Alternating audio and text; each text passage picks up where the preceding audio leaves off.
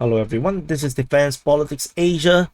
Blinken has, in an interview with the ABC television station, says that the Ukrainians are open to negotiations. It's very weird when he say that.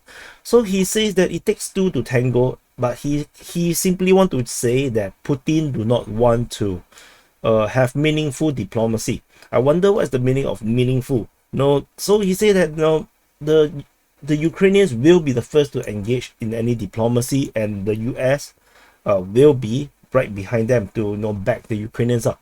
And he says that everybody wants this war to end, but it has to end on just terms and durable terms that reflects Ukrainian sovereignty and territorial integrity, which literally says that Ukraine will only negotiate when they have everything back, which is probably impossible.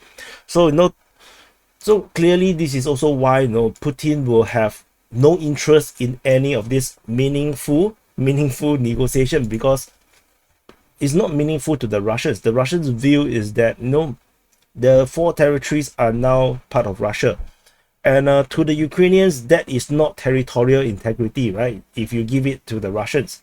So, and that's also not a protection of the sovereignty, and which also means that Zelenskyy have no reasons to negotiate. And this is also contradicted by what Zelenskyy himself says. He said that this is a very bad moment for diplomacy. Zelenskyy, in the interview with The Economist, he says that he have to be ready, and his team need to be ready for a long war, and emotionally he is ready, and I'm quite sure that financially he is definitely ready as well. And he said that some partners may take the Ukraine's recent difficulties on the battlefield as a reason to force it to negotiate with Russia. He said this is a bad moment since Putin sees the same. And I find this very interesting. Who are the partners that actually says that they want to push Ukraine into negotiation? I actually did not see any clear signs that that's the case. And given that the previous the previous headline that I show you, which is from Anthony Blinken, it could be the case where it is the Americans that is trying to push Ukraine towards some kind of negotiation with Russia, given the perceived difficulties that the Ukrainians are facing, because it is unclear how is these difficulties on the battlefield, because from as far as I can tell, the Ukrainian side, in terms of their statements that they put out, have never acknowledged that it is difficult right now, in the sense that they are not doing well. In fact, they are doubling down on saying that the offensive is actually going well, and they are breaking through the lines and whatnot. So for Zelenskyy to suddenly acknowledge that there are difficulties on the battlefield right now, to the point where certain partners would want to force it into negotiation, I think this is actually quite startling. And he says that he recognized that Russia's strategy is to exhaust Ukraine, but Zelenskyy, given his wisdom, says that Russia is also fragile, and it does not matter 60 or 70% of the Russians support him, because the economy will lose. But I have to say, as far as my understanding goes, Russia's economy is absolutely solid right now. And on top of that, they have now UAE and Saudi Arabia joining the BRICS, and with support from Venezuela and all these were all wanting to join the BRICS. It looks like Russia basically have an absolute friendships with people in the OPEC to actually manipulate oil price to make sure that the Russian economy would never tank. So I think this statement is just a matter of chest thumping, like, whoa, we will win, kind of thing, but it's not really a very realistic hope. I think it's more hope than anything. So the war of attrition would also means that Ukraine will lose more people on the front line and to exile. And according to Zelenskyy, this will require Ukraine to go into a totally militarized economy. and I'm surprised that they are not already in a totally militarized economy. And I'm not exactly sure now what does he mean by totally militarized. If you look into World War II situation, World War II, the Soviet Union went into a total war. Similarly goes for Britain, and this entails the total suspension of liberty and rights. So basically, everybody have to contribute to the war effort, and basically, it's all war and nothing else.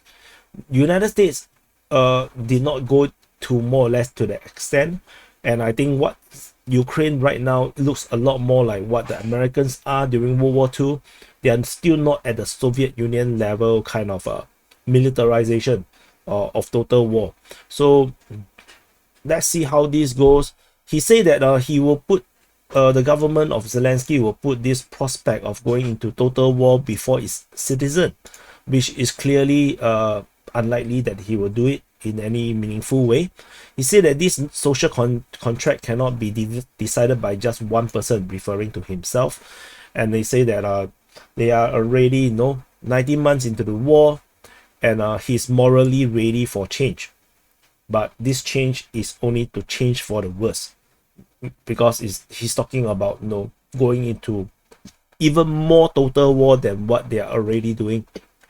And he said that he will discuss this idea with his people only if the weakness in the eyes of the Western supporters become a trend. And which means that he will only go into a fully total war, total militarized economy state only when Western support falls, which means Ukraine will not surrender, will not give up, even with no more Western support. I think that's what he's trying to say. And he said that that moment has not come yet. So he still feel that there is still Western support for Ukraine, but if ever that the Western support ends, Ukraine will still go on the war, but with a totally militarized economy, which I feel, should be quite difficult. And so on the bright side, the Ukrainians have signed a deal with Sweden to produce 1,000 CV-90 fighting vehicles. And this sexy vehicle, this I really like the design of it. It looks really sexy, really pretty. So they have a goal to jointly produce 1,000 CV-90 IFVs for the Ukrainian army. So the Deputy Minister of Defense for Ukraine says that the Ukrainians will be receiving more of such vehicles, and they have jointly agreed to manufacture 1,000 of them. This is likely to be produced within Ukraine from the look of it. Let's see how this goes. This vehicle definitely is pretty useful. In the age of armored vehicles can be taken out, even a main battle tank can be taken out by a Lancet. You would feel you would probably want more than just one quality, and you want it to be cheap enough to produce a lot of them. And this is a proper tank. I would say with a decent turret, it can carry soldiers. It have decent protection, and if you have a lot of it, you can actually fight pretty effectively, I would say, more so than just depending on some miracle main battle tanks coming from NATO. I think this is a pretty good development for the Ukrainians in terms of the war effort. And talking about even more support, Ukraine will be receiving 2.3 billion from South Korea. However, this is not for war effort. This is not for war. This is actually for financial aid for recovery. So only if they, so this money will only come from 2024, only to address immediate humanitarian needs. And they also talk about another 2 billion is earmarked for 2025 for social and economic infrastructure. So this is only mainly for reconstruction of peace and post-war development of Ukraine. It's not for war effort, and it looks really interesting. 2.3 billion, up to 2024. So or 2025, which means that they are not expecting the war to end this year. to put it that way. So, and finally, we have news from Russia. So apparently, Russia have their massive election, and they also have this election within the 4 oblasts that is annexed by Russia from Ukraine, and they also have the ballots and votes, and clearly, no, most of them will vote for Putin, with 70% of the votes voting United Russia, according to the state-run Russian media. And yeah, and next year there will be the presidential election, which are likely to continue the Putin's rule until 2030.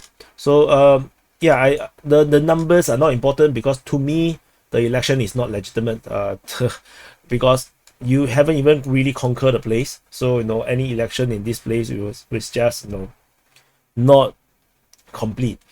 So to me, the voting, the elections within the annexed territories are not legitimate to me, and there's no way you can convince me otherwise, because no, you should finish your cake before you declare yourself hungry.